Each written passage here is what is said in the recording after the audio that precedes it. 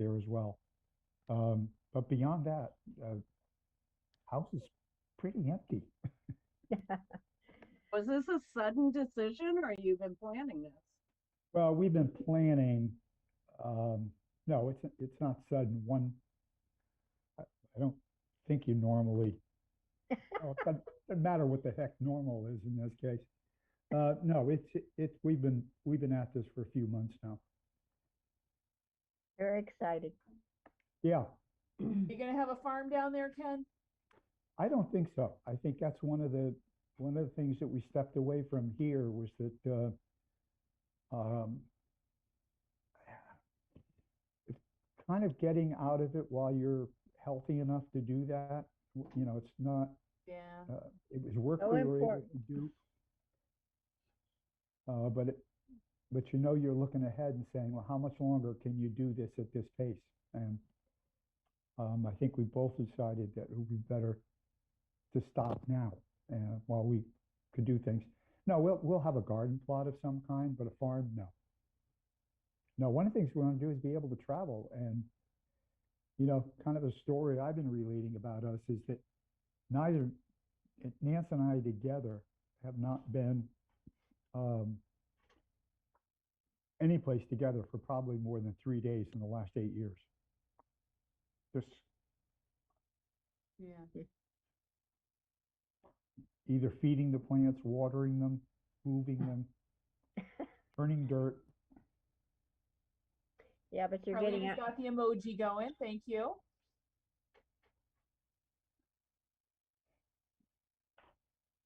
We have someone, CEEODG, that has said connecting to audio for quite a few minutes now. So I don't know who it is or if they're having issues with connections.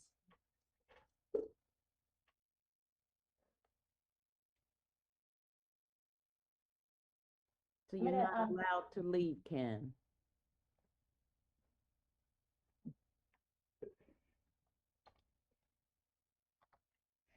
Yeah, moving away from you guys in particular is a tough thing to do. Where in Tennessee are Thanks, you going? Steve. Nashville, Dory. Okay. Please Or give pretty close to it anyway. Blake. I have family in Memphis. Ken, please give Blake my best. I will. Yep.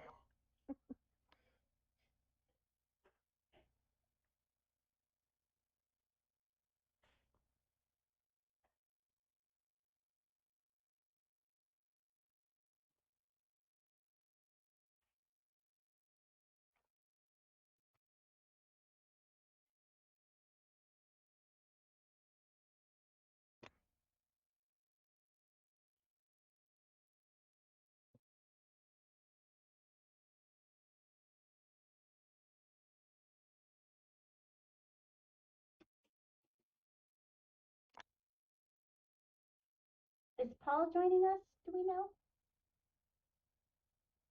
He's here. He's around. Is he? I talked with him Saturday. He should be. He actually had emailed Sandy earlier today for a link. So Okay, great.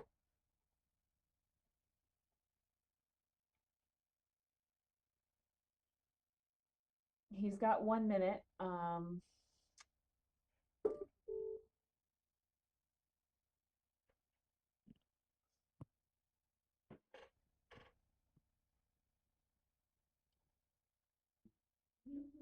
He's just ticking Ken with the running the meeting.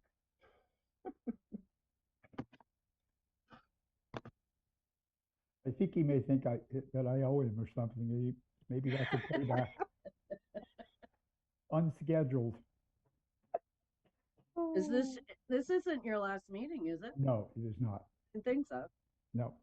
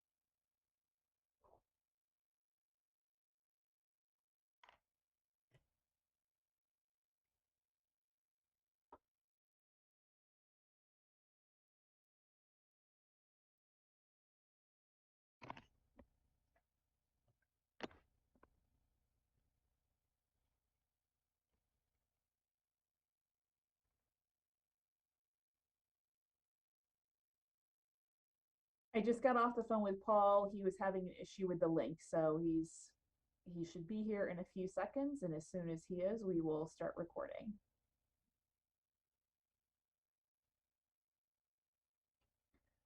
Maybe I'm not counting noses correctly, but do we have a quorum?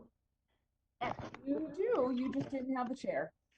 Got So if you want to start the meeting, Ken is the vice chair, you can do so. Might be good to do that, get it underway, and Paul All can. right, well then I'm gonna start recording and Recording in progress. Good. I'll call to order the Inland Wetlands Commission at 6:31 according to my clock here. Linda, do we need to read any notices prior to our going through the I minutes? can, No, I there, can you read don't the have a roll for public you. hearing this evening, so you, no need to read any notices. So Okay. I'm just gonna read the roll though, Ken, before you move Very on. good. Corsi, Present. Aho, Chandy, Shandy present. Cooley, Fully present. Cotton, Cotton present. Fratoni, For Tony, present. Plant, Plant, present. Ron, Ron present. Ward, Ward, present. DeVivo, Present. and it looks like our chair is now present. Can you confirm, Mr. Aho? I'm here. Hooked up. I'm here. I had the wrong link and the wrong code. All right, I had so everything wrong. All right. with that, Ken did open the meeting for you, Paul. So we just called the roll, and you have a full house this evening. So John will not be seated as an alternate, and unless there's a conflict, and you can take over now. The heavy lifting has been done, Mr. Aho.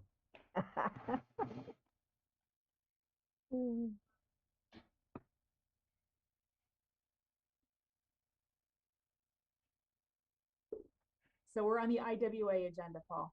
Yep, and minutes. You're on mute, Paul. Okay. Can you hear me now? Yes, Okay. All right. So we have minutes from August 30th of the Inland Wetlands Agency. This is Chandy. I move that they be accepted as presented. Okay. Moved by Chandy, Plant, seconds. second by Plant. Any discussion? All in favor, raise your hand. Okay. Unanimous. Minutes are passed. Approved. So our new business, no old business. We have new business, which is a request for a ruling on a timber harvest. correct. It's kind of the usual. It's at 45 Summit Road. They are working with NRCS. And I have a motion in the packet as well. And I believe Linda has something that she can put up on the screen. There we go. May I ask a question in that motion? Sure. It says owned by, well, it should be Kevin, I believe. Is that right, or is it Kevin? It's actually Kevin. Sorry, that's a mistake. And also, I don't understand the Ann USAM Hinderleiter. Yeah, that's just on the property card. Does So- it mean and? Yes, it does mean and, yes. Maybe Sorry. that was Miss USA. Yes.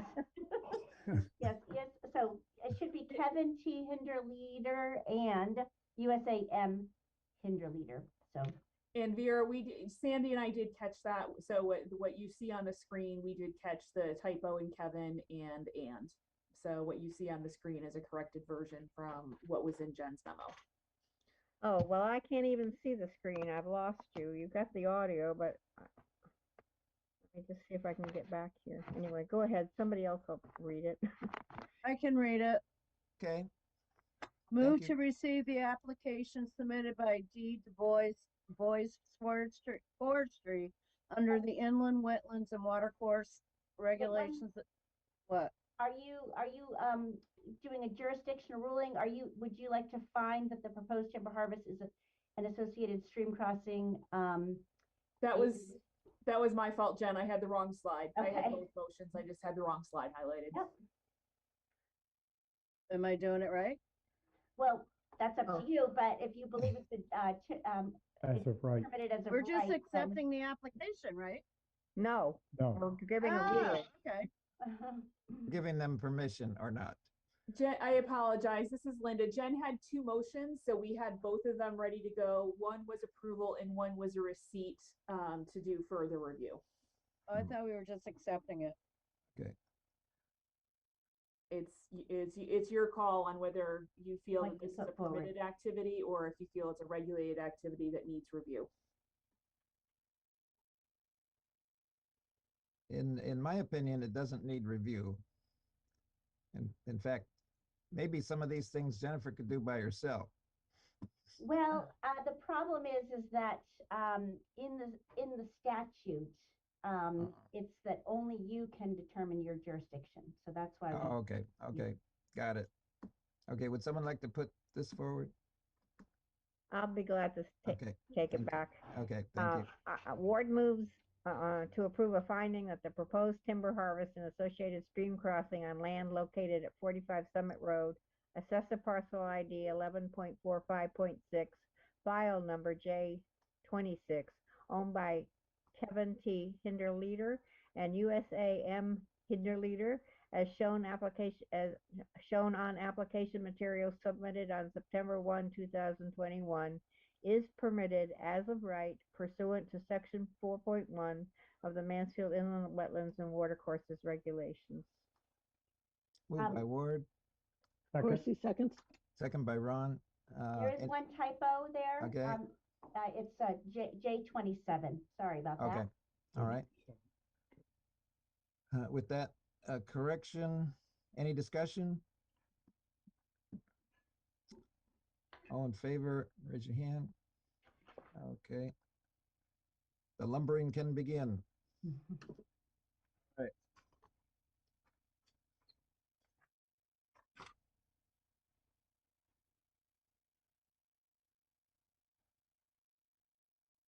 Okay, now this one is to receive an application of Yep. CMC Stores SPV LLC. Well, first you've got to receive the application of P. Abbott for under B. Oh, okay, sorry. Okay, that's the first receipt one. Correct. Yep. That's the one we started to read before. Okay. Now, do you want me to read this one? Yes, please. Here's your chance. All right. Move to receive the application of P. Abbott for regulated activities associated with a single-family dwelling on Mulberry Road at the intersection with Mortonville Road, Assessor's Parcel ID 24.74.7B, and to refer said application to the Conservation Commission for review and comment. By Plant, Chandy, second by Chandy. Any discussion? All in favor? I can't see everyone, but there we go. Okay, looks like we're all in favor. Okay, and we have one more to receive, right? Correct. Okay. And just a little introduction to this. This is the golf course property on the corner of Cedar Swamp and Middle Turnpike. And you did do a wetland map amendment on that property last year. So, and we did do an RFP for to request technical services for a peer review consultant. We only got one application, and that was for Land Tech. And they also did the review for the wetland map amendment. Okay. Seems to me we did something at PZC on the height of the building too, right? Yes, you've seen Yep. this property quite a bit. So if in your receipt motion, the blank would be Land Tech under number Okay. 3. All right. Would someone like to read this one? I can read it. Okay, thank you. Move to receive the application of CMC Stores SPV LLC for a permit to conduct regulated activities associated with the proposed multifamily residential community at 497 Middle Turnpike, assessors parcel ID 8.14.19, and 3 parcels fronting on Cedar Swamp Road, assessors parcel IDs 8.14.14-2, 8.14.14-3, and 8.14.14-4, file W number 1613-1. 2, refer the application to the Conservation Commission. 3, authorize staff to engage the services of Land Tech Inc. to provide independent review of the application. Pursuant to 8.6 of Mansfield's Inland Wetland Regulations, fees incurred for this review will be the responsibility of the applicant, and a deposit in the amount of the estimated cost shall be received prior to issuance of a notice to proceed. 4, request that staff schedule a public hearing in accordance with statutory requirements. Okay, moved by Chandy, Plant seconds it. Plant by, second by Plant. Any discussion? All in favor? Okay, that is received. And our final new business for IWA is the application of MNK Tank to modify an inland wetlands license for construction of a single-family dwelling on Dog Lane. So this is a modification of something we already approved, right? That is correct. So this application was due to expire on June 6, 2021. However, there's a recent change in the state statutes, and so they've extended the expiration dates for inland wetland licenses and other permits. There are some changes. The house is closer to the edge of wetlands.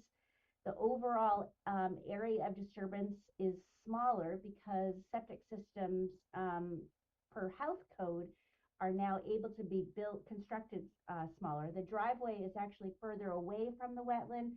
The footing drain is actually further away from the wetland, and there is more impervious surface because of the driveway and the larger house. I do feel that it's very similar to what you approved originally. So the way the regulations read is that you can modify it or allow for this modification, or you can ask that they file a new permit if you feel that the modifications would cause greater impact or alteration to the wetlands. Jen, the side setback next to the property next to them, the residents next to them, are they closer? So that's not something that you would review with wetlands. That would be the zoning permit. That I believe the house is slightly closer, but again, that's so what will happen now is if you approve this modification, they have a scenic road application that you're going to look at planning and zoning, and then they'll apply for a zoning permit. And that is when Jolene will review all the setbacks to make sure that they meet those requirements. Okay, thanks. Okay. Paul, I have a Yes. question of Jen. Yeah. Jen, you mentioned that the impervious surfaces are going to be larger. Yes. How much bigger is the house that accounts for some of this impervious surface? I don't know exactly the square footage of the house. I do know that it is a bigger house, and overall there will be 2,100 square feet, 150 square feet of impervious surface in the upland review area. Okay, so that includes the house and the driveway? Yeah, that's additional, yes, 2,000. Okay. 2,100, 2,150 rather. Okay, any other And questions? this is Linda. Yeah. I just want to clarify, is it 2,150 that's the addition or the total amount of impervious surface? In my memo, it's additional 2,150. 2,150. 2,150 additional? Yes. Oh, Yes, no, it's, Okay. I mean, this is a, it's a large, kind of, interestingly shaped lot. And while there's less disturbance happening during construction, there will be some increased impervious surface in the Okay. upland review area, no direct impact. Okay. Yeah, this is, I don't think that, we don't have public comment tonight, right? No, Not but you for did this. receive a communication that's in your Okay. packet from, Okay. Ms. Welch, who I believe is on the call. Janet Okay, Welch. all right. So, Our big decisions that come from planning and zoning when they Yeah. submit an Yeah. application Yeah. to build. yeah, Well, I mean, right now, this is a zoning permit, so you won't be involved with that because that would be handled on a staff level. So if you agree to this modification, then the scenic road will have to be worked out through planning and zoning and then the town council. Then they'll come in for a zoning permit, and that's when all of those setbacks will be looked at to make sure that they're within their, meet the zoning regulations. okay. So for this part of it, would someone like to put the motion forward and then we can discuss it? I can put the motion Okay, forward. all right. I'm waiting for Linda's. Move to rule that the modifications to Inland Wetlands License W 1561 requested by M and K Tang for construction of a single-family dwelling in the upland review area on Dog Lane, immediately northeast of 128 Dog Lane, Assessors Parcel ID 16.41.23-2, does not constitute a significant or substantial alteration of the application is approved on June 6, 2016. This ruling is conditioned on the following provisions being met. The applicant/owners shall submit a revised site development plan that includes both the modified construction plan, all construction notes in detail, and the conditions of approval detailed in the June 6, 2016 Inland Wetlands License prior to issuance of a zoning permit. No construction shall commence until the inland wetlands agent has inspected the site and confirms that all wetlands are clearly flagged, limits of disturbance clearly marked, and silt fence installed. Moved by Chandy. Is there I'll a second. second by Ward? Any discussion?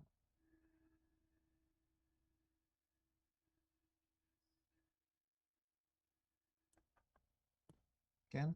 Oh, it seems to me that if you're adding 2,150 square feet of pervious surface or impervious surface, that does constitute a substantial change.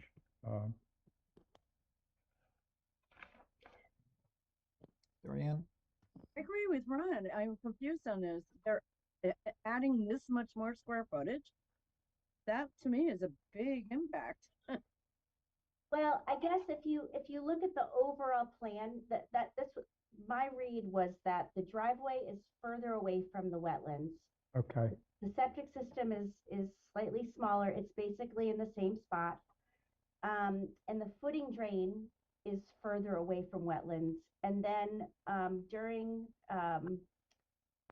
their limits of disturbance are also smaller during construction, which is so, I mean, it's up to you. You have to decide if you feel that the 2150 additional impervious surface in the upland review area constitutes an alteration, and then they would put in a full new application and you'd be evaluating that.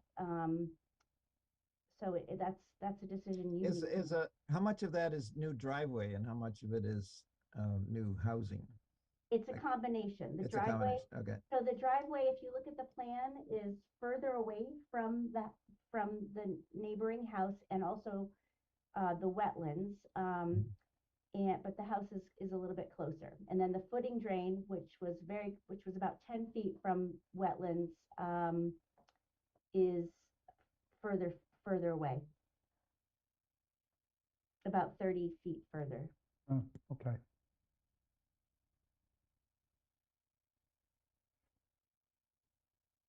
Any other questions or discussion?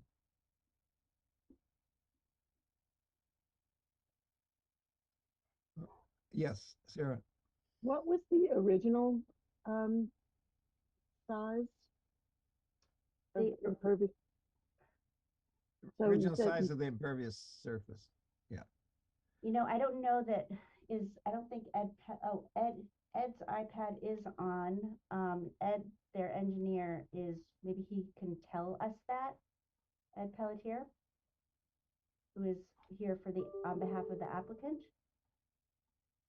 Yeah, I'm here. Can you answer Ms. Accorsi's question? I'm gonna try. Okay. The old plan had 3,750 square feet of impervious area. Is that what the question was? what's the total new amount? 5,300. Okay, Most thank of you. it is due to the driveway.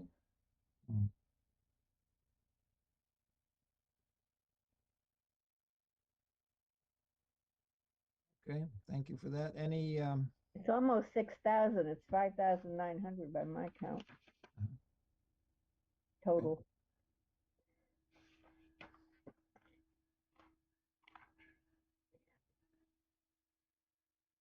We've moved and seconded a motion, so I imagine we have to vote on it, either yes or I nay. have one, there is, we did receive an email in Plan Zone, our department email box at 6:32. And it has some specific concerns that staff has not had a chance to look at yet. So you either can vote on this tonight, or you can table it and let staff do another analysis and vote on it on November 15th. I would like to table it. I would like to take back my second. And I can take back my motion as well. Well, And we- I agree. I think we really should look at this completely before we vote on it. okay, well, let's table that then and let the staff look further into it and bring it up at the next meeting. Right. All right. Okay? Thank you. And I think that's it for inland wetlands. We are adjourned at 6:54 p.m.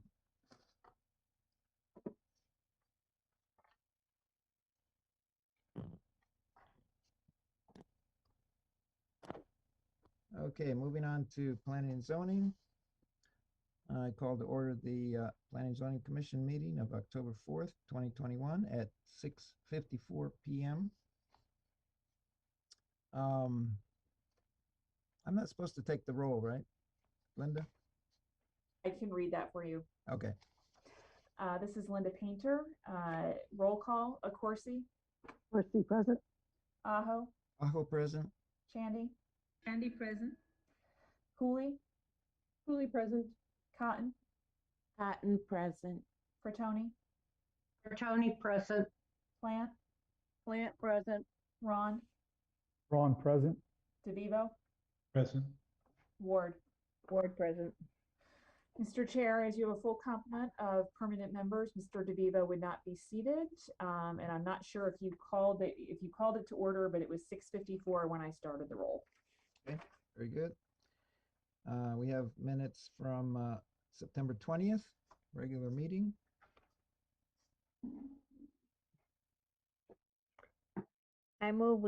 Ward moves to accept the minutes as written for September 20th. Okay, moved by Ward, Tony seconds. Bertoni second. All in favor? Okay, unanimous. Okay, so we have a public hearing tonight.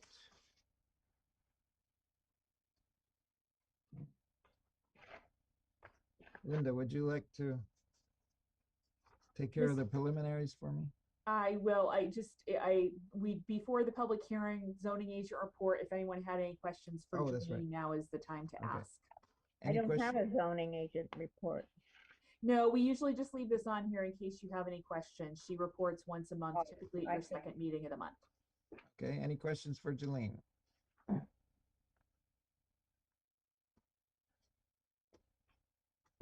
All right. Okay, Again, this is Linda Painter, and I will provide an overview of the public hearing process and instructions on how to participate. As a reminder to all participants, including members and staff, please state your name before speaking. For those viewing at home on live stream, please understand that there is a 1 to 2 minute time lag due to transmission delays. If you will be providing verbal testimony during the public hearing, you can call into the meeting at any time. We will take a few minutes after the applicant's presentation to give people time to call in. The guidelines for tonight's hearing are as follows. The purpose of tonight's hearing is to receive relevant information about the proposed application from the public. Order and decorum shall be maintained at all times during the hearings. The Commission reserves the right to adjourn the hearing to another date and time if the discussion becomes unruly and unmanageable. Given the virtual format, we ask that everyone bear with us if we encounter any glitches. If we are unable to overcome technical issues and/or the Commission is having difficulty understanding information presented in this format, the hearing will be continued to another meeting. The order of presentations this evening will be as follows. First, the applicant, and then public comment. First, those in support, then those in opposition, and then those that are undetermined or are requesting additional information. When addressing the Commission, please state your name and address and any party, group, or organization you represent for the record before beginning your comments. Limit your comments to the subject of the public hearing. Avoid repetition where possible. Summarize reports and letters that are submitted to the Commission rather than reading them aloud, as all information is copied and distributed to members. Direct all questions and comments to the Chair. Do not attempt to engage in dialogue with members of the Commission, staff, or any other parties to the hearing. Speak clearly to ensure your comments are audible to members of the public watching from home and are recorded. Commission members may ask questions of anyone providing testimony, but will not discuss the relative merits of the application until the hearing is closed. Failure to abide by these policies and procedures may result in a muting of your microphone or in dismissal from the hearing. Instructions on how to participate in the public hearing are listed on the agenda. For those who would like to call in, please call 1-929-205-6099. Enter the following meeting ID 848-9471-8149 and the following passcode 288962. Again, that's telephone number 1-929-205-6099, meeting ID number 848-9471-8149, and passcode 288962. If you encounter any problems calling into the hearing, please call 860-429-3330 and a staff member will assist you. And with that, the public hearing that is before you, Mr. Chair, is a request for alterations to the Dog Lane Scenic Road pursuant to Chapter 155 of the Mansfield Code of Ordinances. Proposed alterations are located on the east side of Bundy Lane, south of the intersection with Bundy Lane, or east side of Dog Lane, rather, south of the intersection with Bundy Lane, on 2 lots, parcel ID numbers 16.41.23 and 16.41.23-2. Frank Halley, applicant, Howard and Alice Rayfielson, owners, PZC file 1010-5. okay, so the public hearing is opened at 7 p.m. With members present: Aho Corsi, Chandy, Cooley, Cotton, Fertoni, Plant, Ron, Ward, and alternate DeVivo, who is not seated for this hearing. Was there any public notice we had to read? Yes, there is, Mr. Okay. Chair. Okay. Could you read it for me? I am pulling it up. Bear with me. The following notice was published on September 23rd and September 29th in the Chronicle. The Mansfield Planning and Zoning Commission will hold the following public hearing on October 4th, 2021 via a web-based virtual meeting to hear comments regarding the following application. 6:35 p.m. PZC Scenic Road application of Frank Halley, applicant, and Alice K. and Howard A. Rayfielson, owners, to make alterations to Dog Lane Scenic Road pursuant to Chapter 155 of the Mansfield Code of Ordinances. Proposed alterations are located on the east side of Dog Lane, south of the intersection with Bundy Lane on 2 lots. Parcel ID number 16.41.23 and 16.41.23-2, PZC file 1010-5. No information from the public shall be received after the close of the public hearings. Additional information regarding this application is available in the planning office. Paul Aho, Chair, Vera Ward, Secretary. I would also like to note that in the packet of information that you have for this application, you have a communication from Janet Welch, which was dated October 3rd, 2021. A report from myself, Linda Painter, dated September 30th, 2021, and a report from the Assistant Town Engineer dated September 30th, 2021. In addition to the application, you also have copies of the abutters notice and the map to whom the notice was sent. Okay, thank you. So we'll start with the applicant. Who's going to speak for the applicant?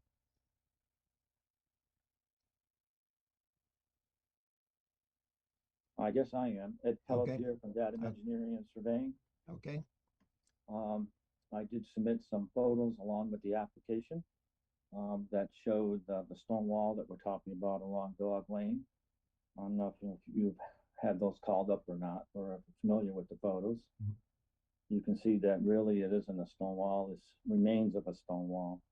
A few rocks along the edge. The other side of the road, the stone walls are still in place, but this side of the road looks like there's been some thievery going on over the years to remove some of the stones. There was also some trees that were flagged on the site. If you went on the site walk, there was some small trees and a couple larger ash trees, which are questionable in health. Again, this has been a plan that has been previously approved. The driveway locations are exactly in the same location as was previously approved. There's not much leeway in the location of the driveways due to sightline requirements and also trying to stay as far away from wetlands as possible. The house locations are exactly the same as shown on the original plan, other than lot 2, which has a slight modification as you've seen in the wetlands application. That's pretty much it. Okay. I mean, there's not much more I could tell you about it. Okay, thank you very much. Mr. Chair, if I Yes. may, one question that from the staff memo I prepared.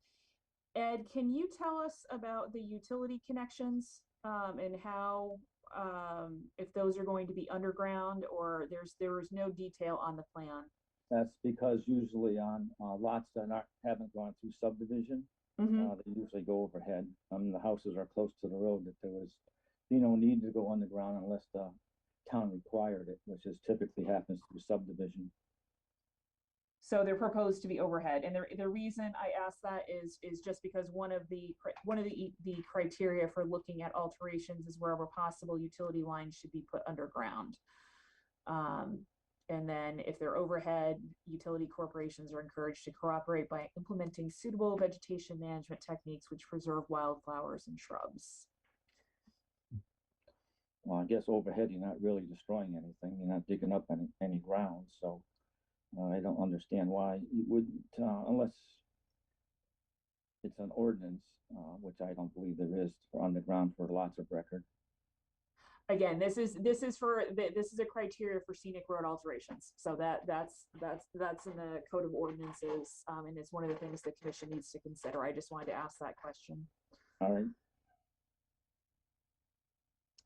Okay, so next would be, yeah, go ahead, Ken. I have a question, and Yeah. that is there a plan to rebuild that particular section of the stone wall? Or is The it gonna plan be is left as it only is? to move some of the rocks that are where the driveway goes onto the existing stone walls that are there, remains of the stone walls that are there. We're just gonna add to them. Okay, so there's not a plan to rebuild the wall. There's No, simply that going to would be require moved. a substantial amount of stones to do that if you look at the pictures. I have. Okay. Any other questions? Okay, so Just now we, wanted to yeah, clarify if it's possible to speak. My name is Michelle Tang and my husband Quan is here. We are the applicants. I just didn't want to Yeah. step out of turn. It's our first yeah, time. no, yeah, we're going to public comment now. You got Yes. it. Okay, so Linda, do you have a list?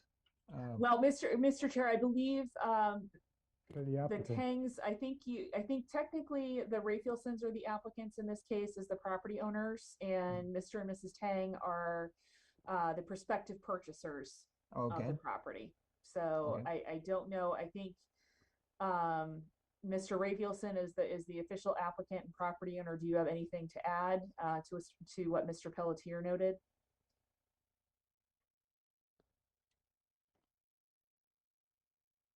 No, nothing to add. I'm Okay. not familiar with the plans.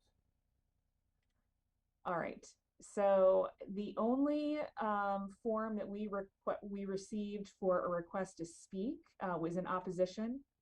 Pursuant to the commission's procedures, you typically take those in support first. So Mrs. Tang, I would assume, given that you're a prospective purchaser, that you'd be testifying in support of the proposed alterations. That's correct. Yep. Yeah. We're the potential homeowners. Okay. And then You can go I- ahead.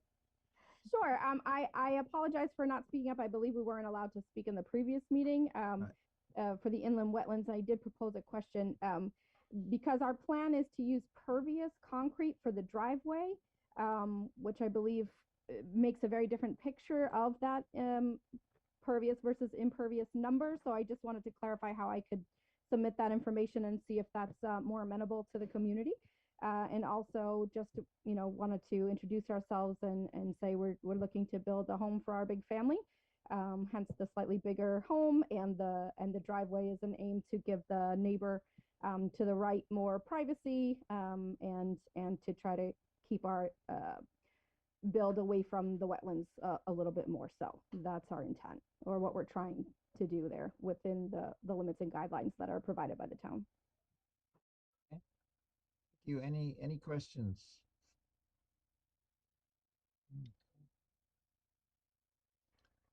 Very good. We have one other person. Well, I think the question, Mr. Chair, is if there's anyone else to Yes. speak in support. Is there anyone else who would like to speak in support? Okay, if not, we'll All right. move on to. So the one pre-registration for speaking that we received was in opposition, and it's from Bruce Steinway. Okay, go ahead, Bruce.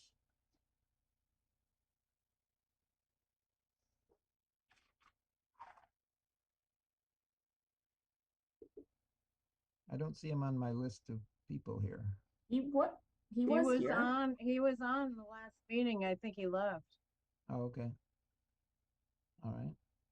Is there we will I'm going to have staff try and call him. We do have a phone number and email for him. He may have gotten off thinking that this was the only option. So in the meantime, while we're doing that, the question would be, is there anyone else who is looking to speak in opposition? Is there anyone else who would like to speak in opposition? Is there a category for just a question? Yes, Not- that's the third category. Okay. So, okay, so first we'll start with anyone who would like to speak in opposition. Oh, well, yes, I'm Janet Welch. I live Okay. right next door to the proposed lot, and Okay. we would really look forward to having one home on this lot that's really designed to have one home. And we're super uncomfortable with the very unusual lot split, and it will end up impacting and the way in which it will impact our wetlands and the scenic road. This is the scenic road part, but I mean, these two lots are squished together. There are no other lots on our street that will look like that if the two houses are built. So it is a concern from that regard. And it does get back to the lot split, which seemed to be a manipulation of what was intended by the regulations, as stated in my letter. So really the neighborhood is really uncomfortable with the whole thing. Now, Linda, would that be appropriate to bring up at the PZC hearing afterwards? As I understand it, we're just looking at that stone wall tonight, right? Linda's on the phone, Paul. Oh, she's on the phone. Okay. Anyway, I think we're doing just the scenic road part tonight, but you could bring that up when it circles back to the PZC. I don't believe you're going to be having a public hearing for PZC because this is not a subdivision. Okay. So this will be, I mean, right now you're looking at the scenic road, but this is not a subdivision. It was just a lot split. So there will be no PZC public hearing. Well, I just, to me, the crowded lots, the division of one lot into two and the spacing of the lots affects the scenic road, and it just simply does. And this is the scenic road portion of the meeting. So okay. I don't support it, unfortunately, and the neighborhood doesn't. In my conversations with my neighbors, we would welcome one house. Okay. Thank you for that input.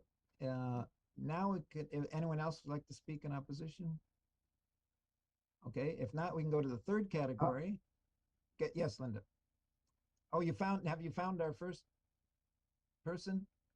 I was able to get a hold of Mr. Steinway. He will be rejoining us. I see him. Yes, he appeared. was confused because during wetlands you said no public comment would be taken, and so he left the meeting thinking that public comments would not be accepted, and didn't realize we were not at the scenic road portion yet. Okay. We do have other folks that are on the line, so I'm just curious as to if there's anyone else who would like to speak on this. If so, you can unmute and identify yourself by name. Howard Rayfielson, if I could make a couple of comments regarding information. I don't think that many people would consider the stone wall a stone wall. It's scattered stones that were either originally placed at the border of the property, get them out of the way, or there may have been a stone wall at one time, but now they're just scattered rocks. And the other one is, if it isn't apparent, the total property is over 15 acres. So it is not really going to be a crowded area. Okay, I think we're on the opposition right now. And have we got the... Mr. Steinway, are you back? I am. Okay, yes. You have the floor. Well, I'm just very concerned about the whole nature of our neighborhood, and specifically the environmental impact on the watershed. There's a brook that runs through this area that continues through our property on Bundy Lane and empties, I believe, into the Fenton River, which is already pretty well impacted by other development. I just don't see how this particular development is going to do any enhancing, and certainly will negatively impact the character of the neighborhood and of the scenic roadway in particular. Okay, thank you. Would anyone else like to speak in opposition? Okay, if not, we can move on to Mike, who's in the third category. Go ahead, Mike. Thank you, Mr. Chairman. My question is with regard to the scenic roadway statute. You know, and again, this is a true question. What is the value or the purported purpose? Is it to maintain the kind of look and character of the existing street, And then if so, are Mr. Pelletier's comments about it just being scattered rock really, relevant? Should it be to kind of become harmonious with the rest of the street? Just would love any comments or answers to this. Linda, do you know the answer to that? You're the only one who could possibly know the answer to that. So what I need to refer to is the ordinance from the town council that was adopted by the town council in accordance with the statutes. I gave you some bullet points in my memo. I think in this case, which identified that the removal of stone walls and vegetation may be authorized, including for approval of a new driveway. No alteration can be approved unless a public hearing is held. Alterations are required to be the minimum necessary to address safety issues associated with the new driveway, and alterations must be designed to minimize impacts on the scenic characteristics of the road. And alternative solutions must be thoroughly considered prior to approval of an alteration. The commission may require stone wall relocation and reconstruction, planting of new trees, shrubs, or flowers, installation of underground utilities, and other measures to mitigate the impact of the alteration on the scenic road. So that, again, that's a summary. If you would like me to, I can actually pull up that section of the ordinance and read it verbatim for you. So that's section a summary of 155-6D. And then section 155-7 requires that the review of alterations be carried out to preserve to the highest degree possible the scenic characteristics of the highway. So the alterations have to be reviewed using the following parameters. First, a thorough review of alternative solutions to minimize impacts on scenic characteristics. B, speed limits. Scenic values are often correlated with lower speeds. Speed limits on scenic roads shall be posted and enforced. Curves. Scenic values are often correlated with the existence of curves, which will allow a constant unfolding of new and changing views. Curves shall not be eliminated unless necessary for traffic safety. Grades. Hills and valleys are often correlated with scenic values. They shall not be destroyed by cuts and fills unless necessary for traffic safety. Widths. A narrow road often is correlated with scenic beauty. Designated highways should not be widened unless necessary for traffic safety. Side slopes. Existing steepness of side slopes is often preferable to reduction of gradient by extensive removal of soil and rock. This is especially true where the slope is fully stabilized and where it is rich with existing ground cover, shrubs, and trees. Vistas of distant landscape shall be preserved by suitable vegetation management techniques. Utility lines. Wherever possible, utility lines should be put underground. Where they are overhead, the utility corporation should be encouraged to cooperate by implementing suitable vegetation management techniques which preserve wildflowers and shrubs. Vegetation on the side of the road shall be managed in such a way as to preserve wildflower, shrubs of ornamental wildlife values, and trees. Overarching isolated trees in the canopy of a closed forest can have extremely high scenic value. Billboards, sand, gravel, and salt piles, refuse disposal, and other unsightly structures or situations shall be forbidden. Where possible, scenic and preservation easements should be acquired from adjacent owners to ensure the continuance of natural relief, desirable features, and scenic and historic values in the public interest. So those are the criteria that have been established to review alterations. There are two memos that were submitted, one from myself, one from Derek DeLye, the assistant town engineer. Both he and the tree warden reviewed the proposed alterations. Is addressed in more detail in Mr. DeLye's report. He did indicate that the location of the driveway cut on lot 1 could be modified to minimize impact to the stone wall remnants. However, the two alternatives that he was able to identify would either require substantial removal of additional vegetation and acquisition of a private sightline easement, or remove the driveway and its associated grading closer to the wetland system and require removal of additional trees on the subject parcel. He did note that the proposed driveway cut location for lot 2 cannot be changed as it would reduce site distance below what's needed for safe ingress and egress. So Those are, he also noted that those are two alternatives that he considered when he did his site walk or site visit. The applicant might have others for lot 1. The tree warden did review removal of the trees and noted, I think 2 of the trees that are proposed to be removed are ash trees. And if they have not already, they are subject to potential compromise given proximity to other trees that have been affected by the emerald ash borer. So I think it's important to remember that we're looking at a very narrow question here tonight. Not the distance between the houses, not the quality of the water going into the Fenton River. We're just looking at those stones on the side of the road. Mr. Chairman, this is Mike again. A quick question now, if I may, based on what Ms. Painter said, and again respecting what you just said about the specific question of the scenic area and the wall. It seems to me from, if I took notes correctly, which include that the committee is charged with, and I quote, maintaining the scenic characteristics of the road to the highest degree possible, and that, I quote, the road should not be disturbed for cuts or roads except for traffic safety.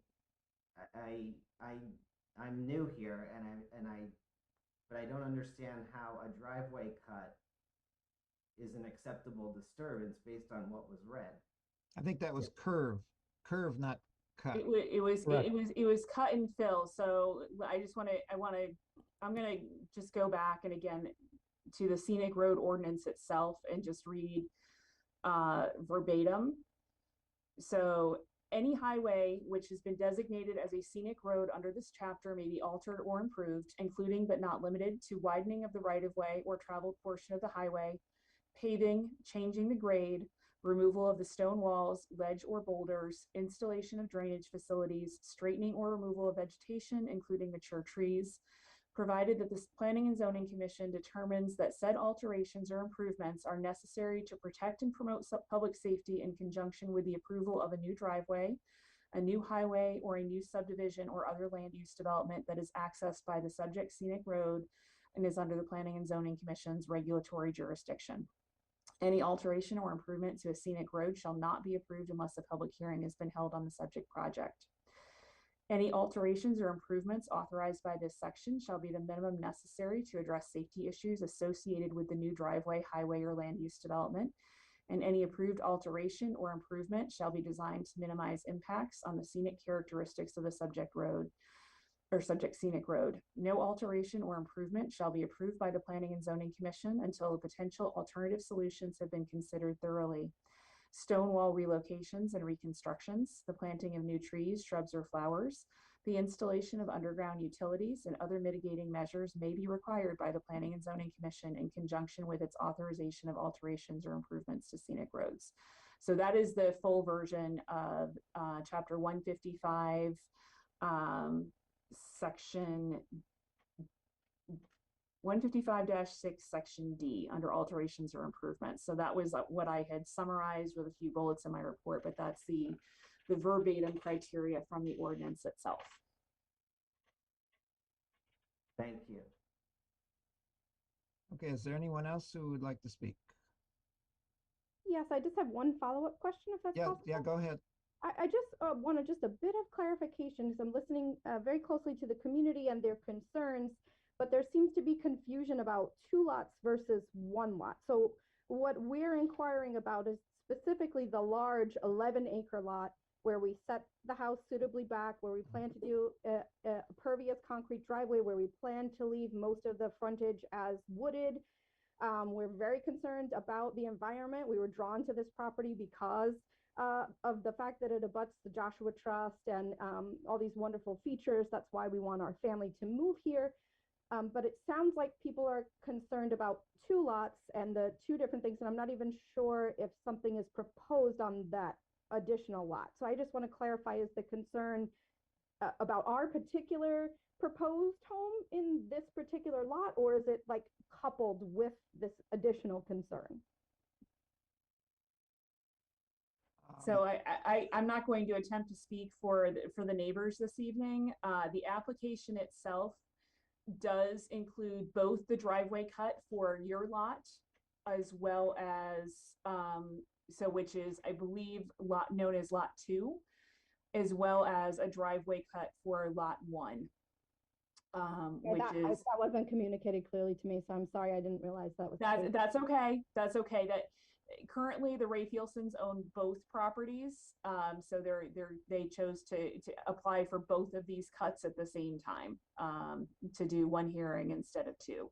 Your property is Lot 2 that you're proposing to build on, and we did provide. So there is a 2016 plan that showed the proposed location of the driveway, parking, and house. And because you do have a building plan for your lot, we did provide that site plan, which, as was noted during the wetlands meeting, there has been a change not to the location of where the driveway cut is located on the street, but rather the actual location of the driveway on the property, as well as your house. As you had noted earlier, that driveway under the proposed plan shifts closer to Lot 1, and it goes away from the existing house on the other side. Now, back in 2016, when we considered this, there was quite a bit of discussion about it, and it was a difficult decision, but in the end, we did decide to allow 2 lots. Well, and just to be clear, Mr. Chairman, what you did in 2016 was you made an interpretation of what frontage. So it would, because this was not a subdivision commission. It was a question of what constituted lot frontage. And so the commission went through, I believe, a few meetings of looking at all the definitions and the criteria, as well as past subdivisions and other lots that had been approved, in terms of determining whether frontage had to be met in front of the actual structure or if it had to be met on the lot in general. And the decision was the latter. So that was your 2016 discussion. But you weren't approving a subdivision, you weren't approving a site plan, you were literally making a determination on what constituted frontage.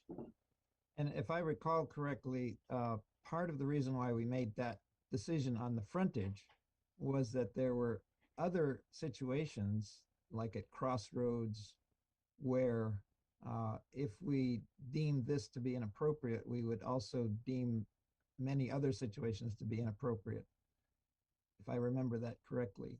I think you looked at past practice. Yeah. I'd have to go back and review all those memos. I do think you looked at past practice, and there were lots where the house was not situated on the actual qualifying road frontage. Right. But as, go ahead, Bino. Yeah, and when was the lot split into 2? Was it 2016 or it was another? We'd have to check the zoning. It was definitely after you made the interpretation, but I would say 2016, 2017. We could check our records. The actual approval of the zoning permit for the lot split was appealed to the Zoning Board of Appeals, which did not find any errors on the zoning on the zoning enforcement officer in issuing that permit. Okay. And so today we're not looking into the lot split. We're just looking. No. Yeah, we're just correct. Right now, it's just this remnants of the stone wall. Yes. And cutting off a few trees. That's what we're looking at. A few stones and a couple trees. Yeah. Mr. Chairman, if I understand our ordinance, at least with regard to stone wall, we can ask if the stone wall be rebuilt.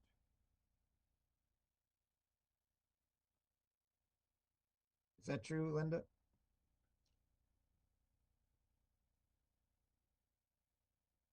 Want to pull that section up again? I should not have, but I closed it. I think you read it twice, and I think I listened to it that way twice. So it may be, again, I'm gonna pull this up again. All right, alterations or improvements. Stone wall relocations and reconstructions, the planting of new trees, shrubs, or flowers, the installation of underground utilities, and other mitigating measures may be required by the Planning and Zoning Commission in conjunction with its authorization of alterations or improvements to scenic roads.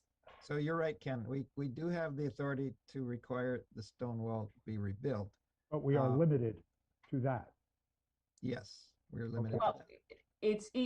those are, so again, you have the alternative, looking at the alternatives. You have the question of the utilities, which is why I had asked Mr. Phillips here earlier, whether or not, because the plans did not specify whether they would be above ground or below ground. So you could condition this on underground utilities. You could require planting of new trees, shrubs, or flowers. So, so basically you can condition your recommendation with, or put basically essentially mitigation in, to say, to mitigate the impacts of this, here's what you need to do. Yes, Vera. You're muted, Vera. Muted. Is this time for the commission to weigh in on this? Are we through with the Yes, we finished the public hearing. Well, but I haven't officially ended it. So yes, would anyone else like to speak? Yeah, from public? Yes, thank you, Jan. Okay, go ahead. In terms of the spacing, the distance between this driveway on lot 2 and my driveway, our driveway, would be the closest in the whole neighborhood, extremely close. And then the second closest distance would be the distance between the driveway between lots 1 and 2. So it is a visible decrease in what the rest of the spacing is throughout the rest of the scenic road.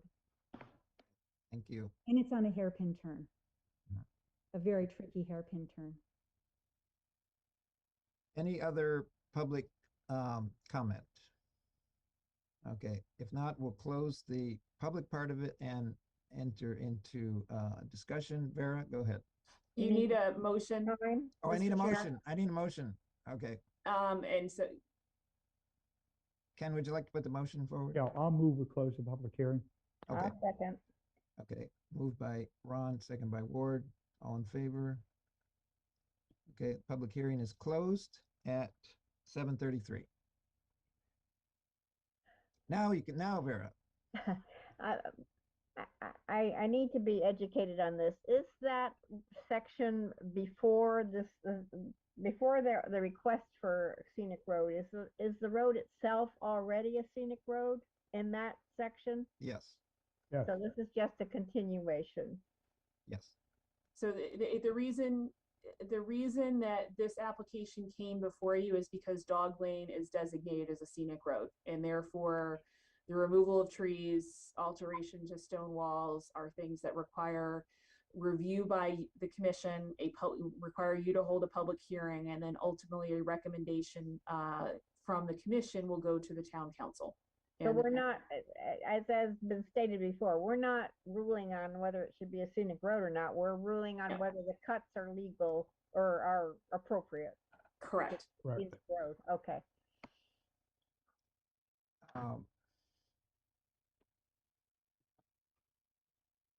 Yeah, go ahead, Dorian. Yeah, this is very confusing. So we're actually looking at how the driveway's cut through the road. Yeah. And what impact it has on the scenic road. That's right. And we can, if we wish, we could require underground utilities, and we could require, what was the other thing we could, we could require rebuilding the stone wall, which is not built in the first place. For those of you on the field trip, it was just a line of, I wouldn't call it a wall, it was a couple of stones on the ground. So Are we not just looking at the alteration aspect of this road? Are we actually studying the cut? No. So you're looking at the alteration, so where they're proposed, and as I noted earlier, one of the criteria that you are supposed to look at is, what other options are there? So in other words, is there another alternative that would reduce the impact to the scenic road? In terms of the driveway locations, as I noted previously, and is noted in Assistant Town Engineer Delai's report, with regard to Lot 2, there is no alternative location for that driveway due to sightline distance. That where that cut is proposed is the only option for that particular lot. With regard to Lot 1, the driveway cut could be changed, but there are trade-offs. So if you move, depending on which way you move that driveway cut, you might reduce impacts to the remnants of the stone wall there, but you could have other impacts. And I just want to see if I can pull that up. So he noted that on Lot 1, there's a minor barway, basically a break in the wall that's further west to the proposed location. But to use that, you'd need an acquisition of a private sightline easement, and you would need clearing of vegetation within that easement. So you'd have more impacts to vegetation. A second option he considered would be moving the driveway to the east, and that would move the grading closer to the wetland system and increase the quantity of the grading and the length of the driveway and require removal of additional trees on the parcel. So. Thank you, Linda. That is very clear. So basically, the impact is the few stones that are lying around, the trees. So to save those, are there any alternate to this driveway location? And from what I hear, the alternates can be as significantly impactful than what is being considered, right? And at this point, I feel, for me, the remnants of the stone wall, I don't know if we can call it remnants. I see around town, stones laid out like that. So it's a dangerous precedence. If we just have, kind of put rows of stones, somebody could say that that was a remnant of a stone wall. And that is unfair to require somebody to recreate a stone wall from just some stones lying in kind of a row pattern. So that's my personal say in this. Yeah, Vera?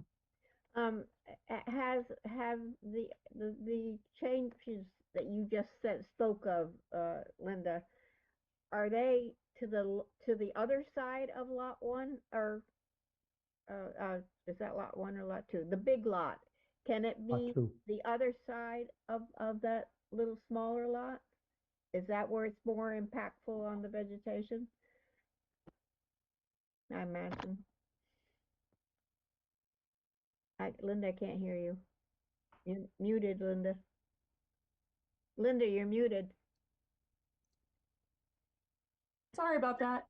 So the references, and I'm going to share my screen just so everyone, it may help answering this question for you. Bear with me.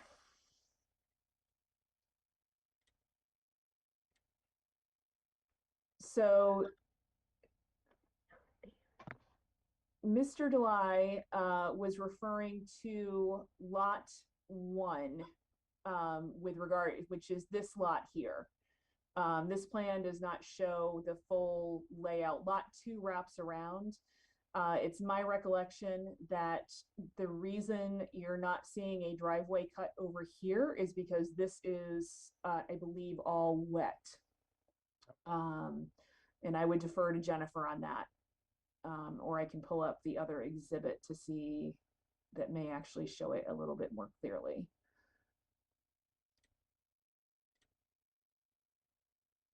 The wetlands are pretty clearly flagged on that plan, you can see. And we consider a shared driveway?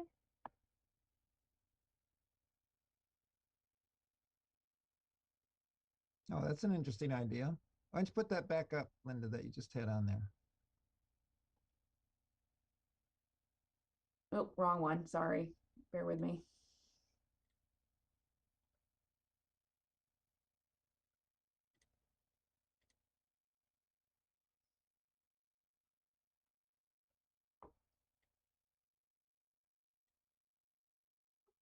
Dorian? What you're showing us, well, you're going to show us in a minute, that is the least impact, So all the other ideas. So the town engineer looking at, you know, the plans that he had, so lot 2, and again, I do not have this only shows a portion of lot 2. Lot 2 wraps around lot 1. So on lot 1, the assistant town engineer did note that you could either move it to this driveway cut here from the We're not seeing it. Oh, Share your screen. Yeah. sorry about that.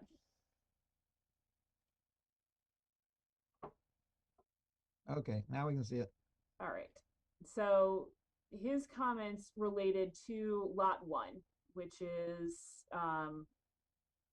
the smaller of the 2 lots that you see. So he did note that you could move that either east or west, but moving that would have different impacts, and that's outlined in his report. The driveway on lot 2, he did not feel could be relocated because of the sightline distance and the curve that you have there. Oh, yeah, right. You can't put it just around you got to put it right in the curve So itself to be able to see both ways. Whether or not, you know, to Vera's question, if you could do a shared driveway, that I don't know. That would have to be a question for the applicant and their engineer and surveyor, as well as the assistant town engineer.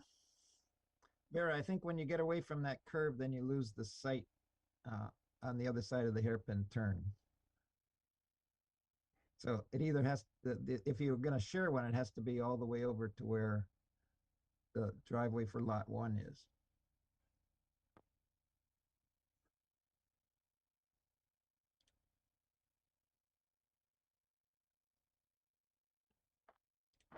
So and that particular one we're looking at is not the current driveway. Correct. So unfortunately, I have to stop sharing in order to be able to see and pull up the other one that is the present one. So the current proposal for lot 2, again, the curb cut remains in the same location, but the driveway curves around and comes over to about lot 1, is closer to lot 1. Can you share it? Could you share this driveway or? No, they share the picture of the new driveway. Keep forgetting. Bear with me. This is only our second or third meeting with Zoom. Okay, there's the new driveway. Okay. So again, the cut remains in the same place. Driveway on the property shifts towards the east. And I would remind people that we're only looking at that first few feet tonight and its effect on the scenic road, the curb cut and the trees coming down.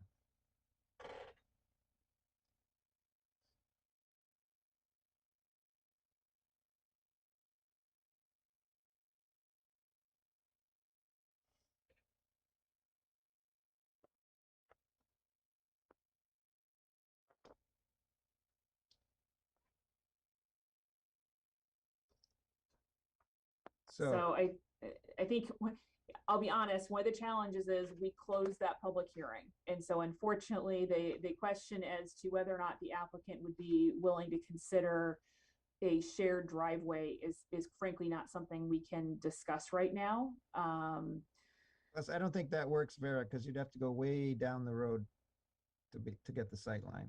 So Plus, if you look at the plans, by sharing a driveway, the well's right there. Yeah. Both of them. Yes. So I think we go with this cut, or we don't go with it for the scenic road question.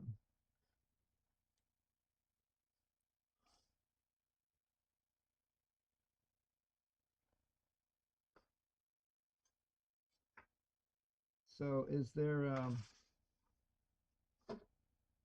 Seems as though we don't have any alternatives that sound any better. and yeah, it's not going to change the position of the house, no matter where you put that driveway. I look Paul, at if it. I may, Yes, go ahead. oh, Ken and then Dorian. one of the things we're looking at here, and Linda suggested, there are what we might call, they are mitigating factors, and requiring or requesting the burying of utilities might be one of those things that makes this maybe less objectionable. Yeah, that's a good idea. Dorian? Well, exactly what Ken said. I think by having the utilities underground, that keeps the scenic route going. But if this is the best alternative for the driveway, I mean, I think this is the route to go. And I agree with Benu that, I mean, it's not really a stone wall. So how can we make a stone wall? Okay.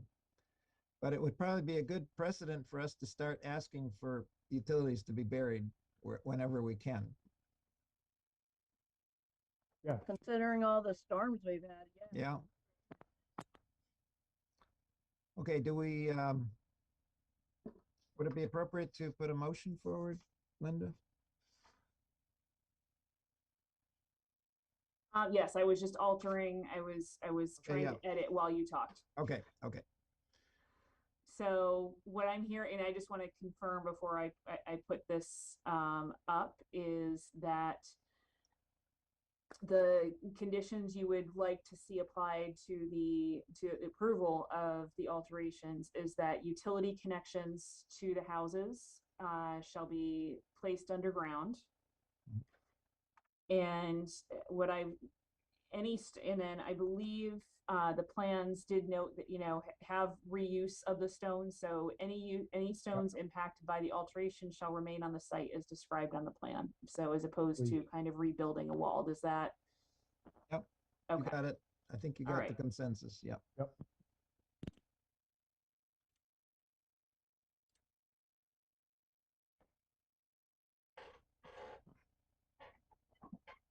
Okay. Would someone like to put that forward? I'll do that, Paul. Okay, thanks. Ron, move to communicate to the town council that the Planning and Zoning Commission has no objection to the removal of trees along Dog Lane and alterations to the stone wall remnants as requested by Howard and Alice Rakelson, in association with the construction of driveways for 2 single-family dwellings. This recommendation is made as the loss of these trees and alterations to the stone wall remnants will not significantly alter the scenic character of Dog Lane, provided utility connections to the houses shall be placed underground. Any stones impacted by the alteration shall remain on the site as described on the plan. Moved by Ron, I second Ward. second by Ward. Can I ask a quick question? Yes. Is there a way to, the removal of trees? That means they could basically remove all the trees. Shouldn't we have a limit?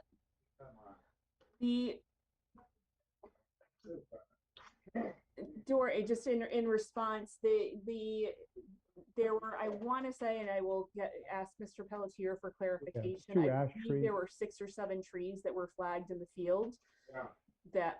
So there were 4 for the driveway on lot 2, 2 for the driveway on lot 1, was my recollection.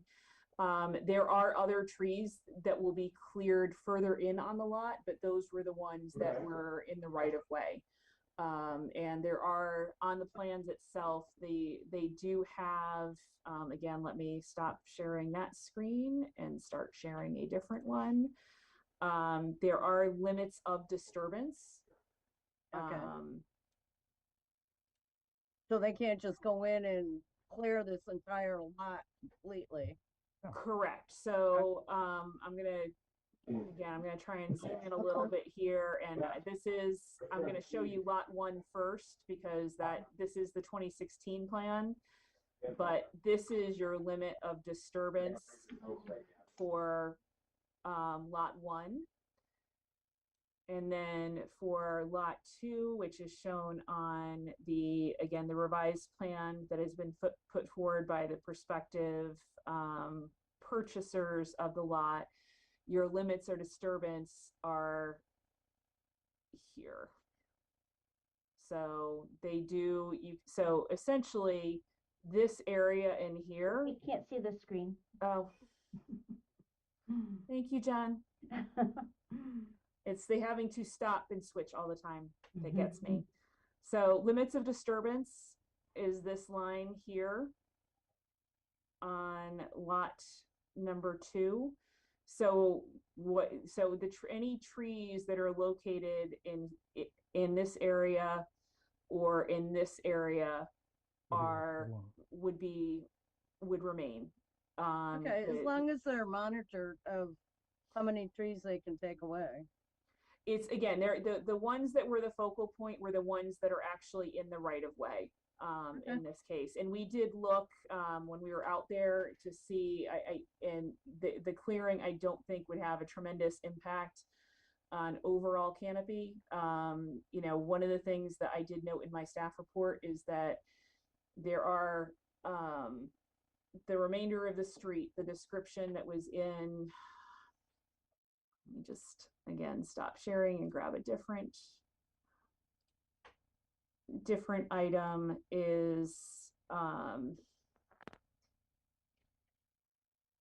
so the description that was submitted in 1992 for Dog Lane is the houses along Dog Lane are for the most part well set back from the road, fit harmoniously into a natural setting of great beauty.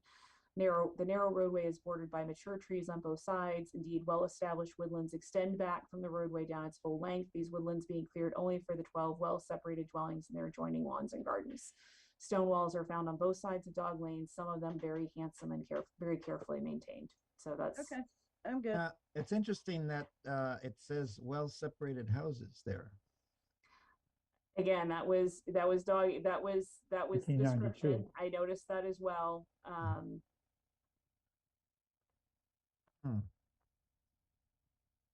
That was the original designation of the scenic road Correct. properties of Dog Lane.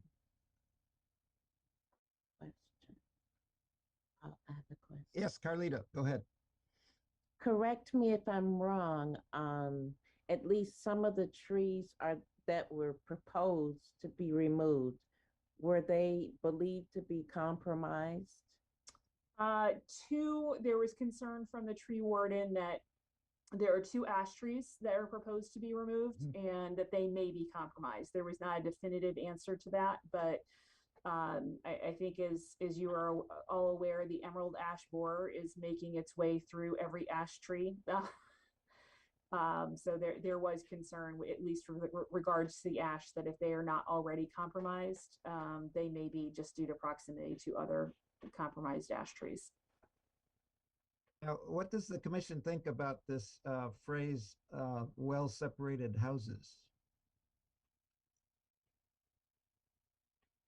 Paul, if I understand what Linda said there, that's the description for Dog Lane, not necessarily the criteria for the community. Correct? That was the description that was submitted for the scenic road. Yeah.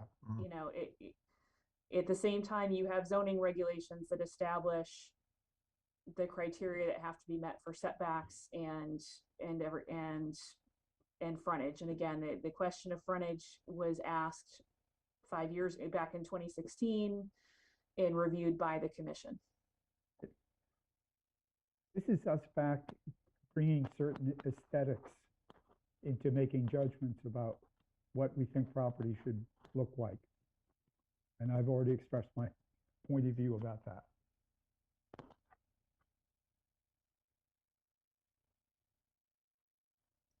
Any other discussion?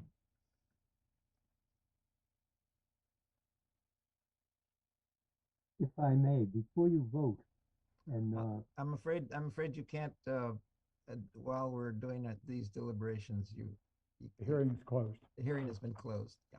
okay, I only wanted to make a comment about the spelling of my name. Oh, we'll fix that, Howard. Sorry. That's appropriate.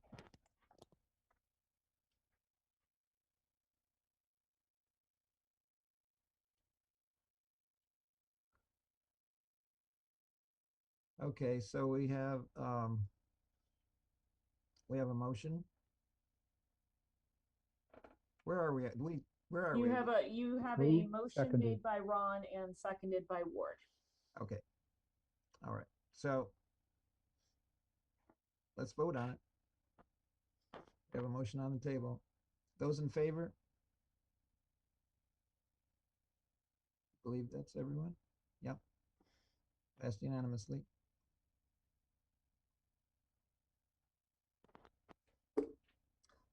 All right, so the next step in this process, this recommendation will be forwarded to the town council for their consideration. You are not the final decision-making body when it comes to these alterations. So in this case, it's a recommendation. All right.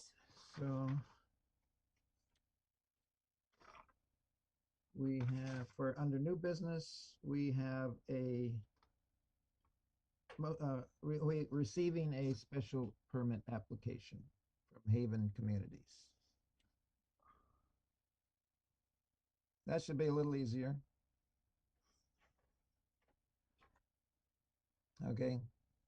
Who would like to read that motion?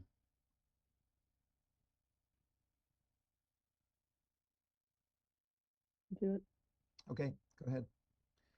Corsi moves to receive the special permit application of Haven Communities LLC, PZC file 1372-2 for a mixed-use project on property located on 3 parcels located at 1717, 1733, and 1753 Stores Road.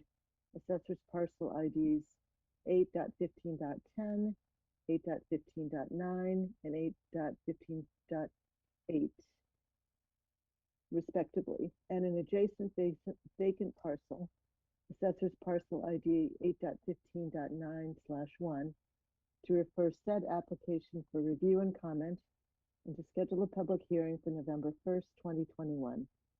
As this is a resubmission of application P1372, which was withdrawn due to statutory time limits, the commission will retain the same peer review consultants, Lantec and Weston and Sampson, to assist in review of the application pursuant to Chapter 122 of the Mansfield Code of Ordinances. Okay, moved by Corsi. Mr. Chair, oh, sorry. I just wanted to note this would be a special meeting. We did not schedule a meeting for you for the first meeting Monday in November because of the room conflict with the election. However, since you're meeting virtually, it eliminated the room conflict for us, and we did have, I believe, everyone indicate that they could make that meeting, or if not everyone, close to everyone, with Vera being the potential sole exception due to conflicting duties. Okay. I second it. Okay, second by Plant. Any discussion? All in favor? Okay. I have a question. Yes. Are we going to get the complete application submission? I mean, this is when we receive it, we don't have all the information we need. So the only thing you do not have this evening is the architectural plan package. I had raised a question regarding some dates on that package. They will be submitting that tomorrow with corrected dates, and so you'll have that at your next meeting. You will have that at your next meeting, so that yes, the commission including the landscape plans and the the I have not looked through the plan set. I believe the landscape plans are in the site plan set, but that's one of the things we'll be doing is going through and reviewing all of the materials to make sure that they have what they need. Okay. And have you loaded them at all? Have I missed that part? The site, I think in this particular case, the landscape may be in what's called the Bowler site plan documents. Okay. So again, the architectural site plans were uploaded earlier this morning, and then the applicant requested that I take those down, and they will get me a revised set tomorrow, and we'll put that in your packet for the next meeting so that you have it. I will advise that, you know, as with any of these large projects, there is potential that you may get revised plans even before the public hearing on November 1st as staff and consultants complete their review. Okay.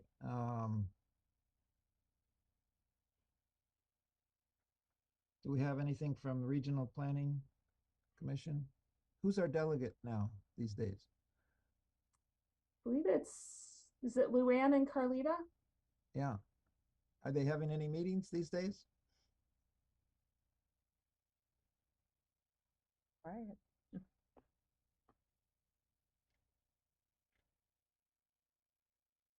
They've been meeting. I haven't made the last couple. Okay.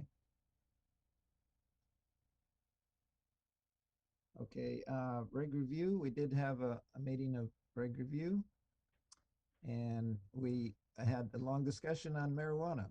Yes, and you reviewed that at your last meeting, and we have sent that framework out to the advisory committees, the Economic Development Commission, Town University Relations, and I believe Agriculture to review. There is also now a web page off of the Planning and Development Department's webpage with information on cannabis regulation for the public to review.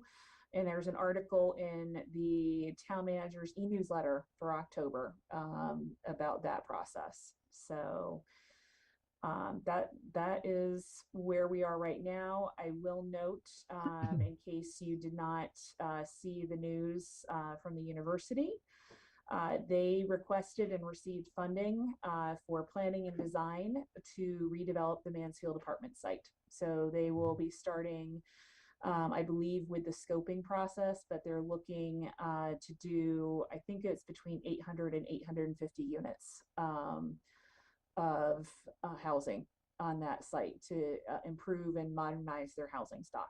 So as you know, as they go through that scoping process and the environmental impact evaluation, we'll be bringing that before you and letting you provide input along with the town council. Yes, Ken. Linda, could you speculate about how many stories high would be required for? You don't want to speculate. Yeah, I really don't know. Typically, that's something we'll probably see in scoping. Okay. So in this case, you know, this is something that, again, they're pursuing the design and planning funding, or the board approved the funding for planning and design. I know that they had previously been looking for a private developer on that site. I don't think that worked out, which is why they have gone with the looking to develop this themselves. I will also note that they did let us know about this before the Board of Trustees agenda was published. So we're taking steps in improving communications. And I did know, I think I mentioned the last time that the town and university have agreed to work on a framework, development framework. And again, that ultimately does not commit the commission to anything. This is being done at a staff level, but we did have our first meeting that was chaired by the president and the mayor, or the interim president of UConn and the mayor. They will join additional meetings as we request, but kind of set the stage for moving forward. And the goal is to try and be both proactive as well as reactive as new things come up. Very good. So I think we've finished the director's report. And we can adjourn at 8:05 p.m. And I just wanted to note the communications. You do have a referral from the town of Wyndham. Okay. All right. Very good. Duly noted. All right. Good night. Night all. Good night, everyone.